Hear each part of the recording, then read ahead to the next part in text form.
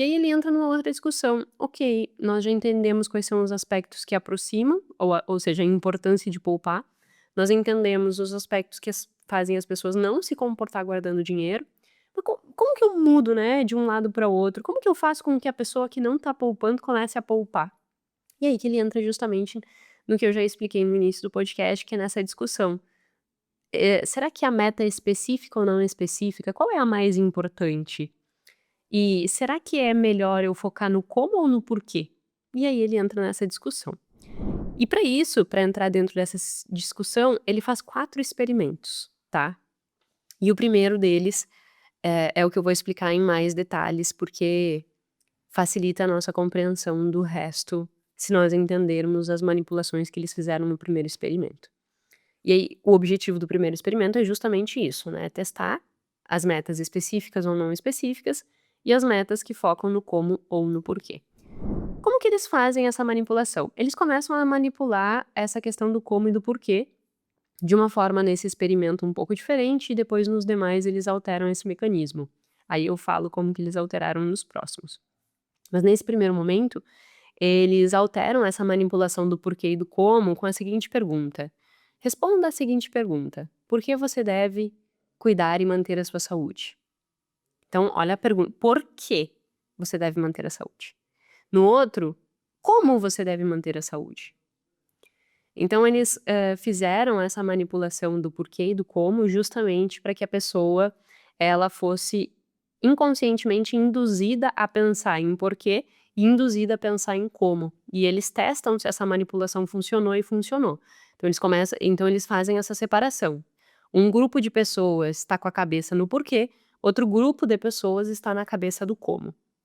Depois disso, eles pedem para que eles escrevam uma decisão futura, né, um objetivo futuro, ao qual eles queiram poupar para daqui 6 meses. Então é meio que assim, pensa daqui 6 meses e me escreva um objetivo que tu tem daqui 6 meses.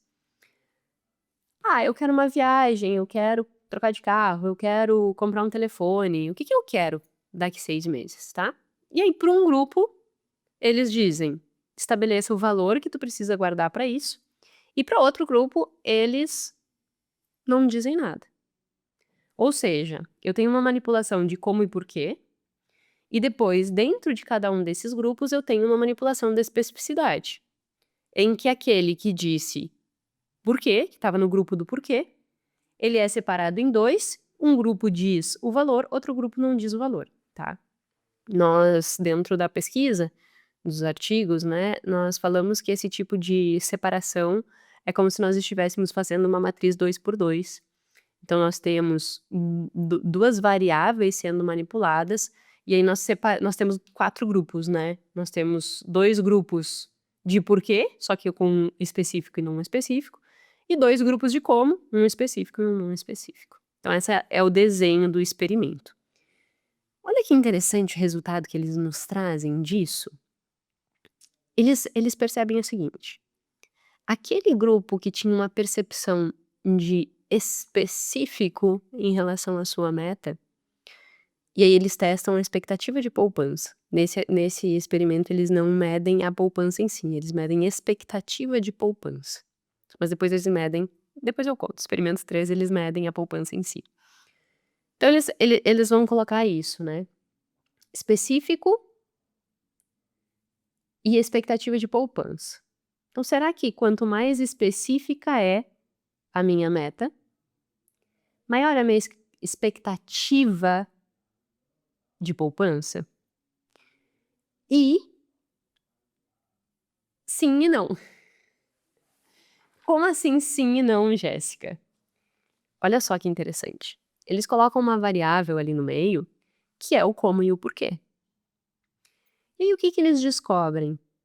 As pessoas que têm uma meta específica e que sabem o porquê daquela meta, ampliam a sua percepção de importância de fazer aquilo. Exemplo: eu quero montar minha reserva de emergência. Por que que tu quer montar tua reserva de emergência? Porque ao montar minha reserva de emergência, eu construo segurança, eu construo liberdade, eu construo paz de espírito, eu construo um planejamento de longo prazo, eu suavizo o consumo, eu dou amortecedor nos choques de renda caso não tenham. Então eu tenho todos esses benefícios. E aí, por isso que eu quero. Bom, no momento que eu tenho então essa especificidade, eu preciso de 24.000 de poupança, então eu tenho que guardar durante 1 ano 2.000 por mês. Tá, então eu tenho uma meta específica. E eu sei da importância dela, então eu consigo descrever a importância que eu dou à construção dessa meta. Quando eu discuto, né, esse porquê, aumenta a importância percebida. E essa importância percebida aumentada também aumenta a expectativa de sucesso. Então, neste caso, especificar a meta faz sentido. Quando? Quando eu atrelo a esta meta um porquê. Mas isso num prazo de 6 meses, guarda essa informação porque depois vai ser relevante. Quando que essa especificidade não funciona? Quando o meu foco é no como. Como assim, Jéssica? Quando eu tenho uma meta específica, guardar 2.000 por mês. Só que eu tenho uma percepção de dificuldade muito grande. Digamos que eu ganhe 3.000 por mês e eu quero guardar 2. Então percebe que assim, eu olho para uma meta específica, 2.000 por mês, e eu percebo ela muito desafiadora. Porque eu ganhei 3, como é que eu vou guardar 2? É muito desafiadora. Então minha percepção de que aquilo ali é muito difícil tá ampliada. Se nesse contexto eu introduzo o como e não o porquê, a minha expectativa de sucesso cai. Por quê? Porque eu me acho incapaz. É muito difícil. Eu até tenho um plano de ação, mas executá-lo é quase inviável. Então não vai dar certo, não vou conseguir poupar tudo isso aí. E aí a tua percepção de sucesso reduz. Então olha que interessante a descoberta que eles nos trazem, né? Quando eu tenho um porquê muito claro, esse porquê faz com que a importância dada a essa meta aumente. E aí a meta específica ajuda. Agora, quando eu não tenho uma clareza muito grande do porquê e eu fico só pensando no como, eu não aumento a percepção de importância, eu aumento a percepção de dificuldade. E quando eu aumento a percepção de dificuldade, eu diminuo a expectativa de resultado. Então, não melhorou a expectativa de sucesso por causa do aumento da percepção de dificuldade. Eu me acho incapaz. O que na prática isso nos diz? Que é uma coisa que eu sempre menciono. Como que eu altero o meu comportamento de poupança? Tu tem que aumentar a atribuição de valor àquilo. Teu córtex pré-frontal, na hora de fazer análise de custo-benefício, ele precisa olhar para o custo de fazer a poupança e o custo tem que ser menor que o benefício. Tu tem que saber o porquê que tu quer fazer aquilo. Quando tu consegue fazer isso, tu tem mais disposição, mais motivação, mais engajamento. E aí a meta específica funciona. Agora, quando tu não tem clareza do teu porquê, e tu coloca uma meta que parece difícil, tu desengaja. Então olha só que interessante, a especificação. Se não tiver um porquê claro, pode, ao invés de te ajudar, te prejudicar no alcance da tua meta. Que interessante, né? Porque quando nós pensamos de forma geral, todo mundo diz, deixa a meta específica, deixa a meta específica. Tá, mas em que contexto essa especificidade deve estar? Em todos os contextos? Não. Porque se tu não tem um porquê claro, essa especificidade não vai te ajudar. Tenha um porquê muito claro, isso te dá motivação. E aí sim a especificidade te ajuda em um caso. E eu já vou dizer qual é o caso que não funciona, Siri falando. Isso foi o resultado do experimento 1, tá? O experimento 2 ele testou a mesma coisa, só que ele queria ver se haveria modificação nos resultados para o tipo de motivação. Se o objetivo fosse, uma viagem, uma economia para troca de carro, ou seja, para uma promoção de algo, né, para a realização de algo, ou se o motivo fosse para prevenção, tipo, ter reserva de emergência é uma prevenção. Será que se nós mudarmos, né, um tipo de meta para promoção, ou seja, eu quero realizar alguma coisa, eu quero promover algo, ou para prevenção, será que se eu mudar esse foco, muda o resultado? E eles provaram que não muda o resultado. Então eles conseguiram no experimento 2 dizer assim, ó, independente do teu objetivo de poupança, seja ele para realizar alguma coisa, ou seja ele para te garantir segurança, ou seja, prevenir-se, o resultado é o mesmo. Se tu tiver um porquê bem claro, esse porquê faz com que aumente a importância da meta, te engaja mais e tem maior expectativa de resultado. Então, eles confirmaram. E eles foram para um terceiro experimento, né? O objetivo do terceiro experimento era compreender se efetivamente aquilo funcionava com um bufunfa, né? Porque uma coisa é a expectativa de poupança, mas será que efetivamente introduzir um porquê com uma meta específica, isso aumenta a poupança? E metas específicas em como reduz a poupança? E aí foram que eles testaram. Como é que eles fizeram esse experimento? Eles pegaram um grupo, né, de participantes e eles pediram para que essas pessoas, elas indicassem uma meta para um mês de economia. Então eu tinha que dizer lá, o que que eu quero economizar para o próximo mês? Reserva de emergência, viagem, compra de um telefone, compra de um... Enfim, eu tinha que estabelecer um objetivo e dizer para um grupo quanto que eu queria economizar e para outro grupo não dizia nada, tá? Então eu tinha que fazer essa manipulação. E aí também, usando um instrumento de um questionário, né, que eles chamam de BIF. BIF não de bife, B-I-F, né, não tem bife. Esse BIF, que é a simplificação do instrumento, eles, fizeram uma avaliação com esse questionário do como e do porquê. Então, se a pessoa tinha maior tendência a uma percepção abstrata, né, do porquê, ou uma visão mais concreta de como. Então, a manipulação do porquê e como era realizada por meio desse instrumento, a manipulação da especificidade ou não era dada pelo valor. Olha que interessante o resultado que eles trouxeram. Eles conseguiram provar que, para o grupo que tinha metas específicas com porquê claro, eles economizavam efetivamente mais, aumentando a percepção de importância daquilo ali. Para que vocês tenham uma ideia, quem ficou nesse grupo de porquê, ou seja, que dentro do bife, né, ele se mostrou, né, uma pessoa que estava com essa percepção mais subjetiva, no sentido de que por que subjetivo?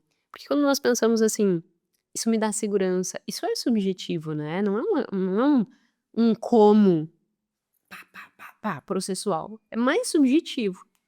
Então eles conseguiram, fazer essa subdivisão, e aí olha a diferença, pessoas alocadas no porquê, então nesse instrumento, que especificaram o quanto iriam guardar, guardaram, porque daí eles fizeram a comparação. Avaliaram isso num mês, chamaram as pessoas e perguntaram a expectativa de economizar. E depois eles chamaram as pessoas de novo, um mês depois, e verificaram quanto efetivamente elas economizaram. Então esses dados não é expectativa mais, é realidade. Quanto que as pessoas efetivamente economizaram, né? E aí olha que interessante. O grupo do porquê, com meta específica, economizou R$ 461. O método o grupo do como, com meta específica, 279. Olha a diferença. Específica com porquê, 461. Específica com como 279. E não específica, por quê? 247. Ou seja, se eu comparo o porquê específica 461 com o porquê não específica 247. É quase que o dobro, né? Não bate o dobro, mas chega perto. Agora, quando eu olho específico do como 279, agora o não específico do como 386. Ou seja, olha o resumo do negócio. Se eu tenho um porquê claro, meta específica me ajuda. R$ 461. Reais não, aqui é dólar, né? Se eu não tô focada no porquê, tô focada no como, meta não específica ajuda mais. Então, quando que... Por quê, né? E aí, voltando no porquê. Porque essa questão da percepção da dificuldade. Se eu tenho uma percepção de dificuldade muito grande, né, focada no como, a especificidade da meta, por vezes, não me ajuda. E aí eles comprovam aquela hipótese do estudo 1, agora na prática no estudo 3, com valor mesmo monetário, dizendo que realmente metas específicas, elas funcionam muito bem quando eu tenho um porquê claro. Mas quando eu não tenho um porquê claro, quando eu foco no como, é melhor que eu tenha metas não específicas. Interessante, né? Eu nunca tinha visto por essa ótica, esse artigo que me despertou. E aí pode gerar outra questão, né? Ok, entendi isso. Mas será que sempre funciona assim? Como é que funciona em termos de prazo, né? E aí eles foram para o experimento 4, manipulando com 3 meses, 6 meses, 9 meses e mais de 9 meses as metas. Entendendo que quanto mais longa a meta, mais abstrata ela fica. Então, mais focada no porquê.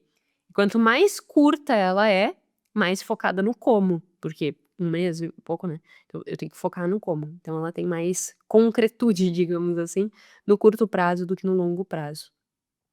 E aí, o que eles constataram é que as metas com mais de 6 meses, meta específica ajuda muito, principalmente focada no porquê. Agora, quando a meta é de muito curto prazo, por vezes é melhor tu não especificar tanto. Por exemplo, tu pensar assim, eu quero guardar.